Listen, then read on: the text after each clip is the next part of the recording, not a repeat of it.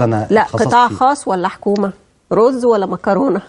وزاره التضامن اقترحت انها تستبدل الرز بالمكرونه في البطاقات التموينيه، انما الحقيقه وهي بتعمل ده نسيت تسال الناس اللي هم هتستبدل ده. 48 ساعه نزلت تسال الناس رز ولا مكرونه. المكرونه اصلا اللي كانوا بيوزعوها قبل كده على التموين كانت مكرونه مش كويسه، فكانت الناس كلها بتشتكي منها، فالرز بالتالي افضل. الرز افضل طبعا في التموين. ليه يشيلوه من على التموين ليه؟ الرز اكله مهمه جدا، البلد كلها بتحتاجه والناس كلها، احنا صحبات عيال.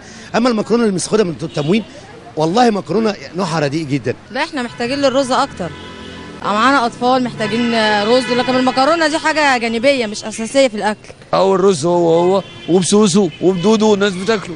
لا احنا طبعا عايزين رز مش عايزين مكرونه. احنا كل الشعب المصري بياكل رز اكتر من مكرونه، والمكرونه فعلا رديئه.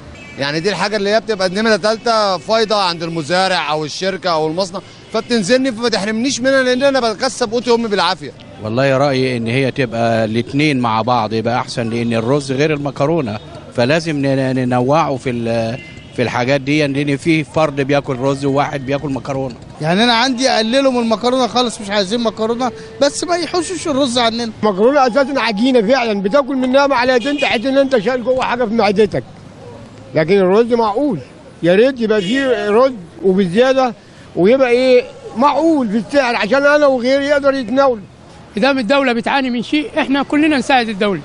اذا كان رز كويس، مكرونه كويس، هذا كله تموين. عايزين يزيدوا رز ويزيد مكرونه، ولقينا الرز هناكل رز، لقينا مكرونه على مكرونه، ما احنا شويات كلها. اهم شيء الاكل بتاع الشعب هو الرز والعدس والكشري بس. هياكلوا ايه اكتر من كده يا عيني؟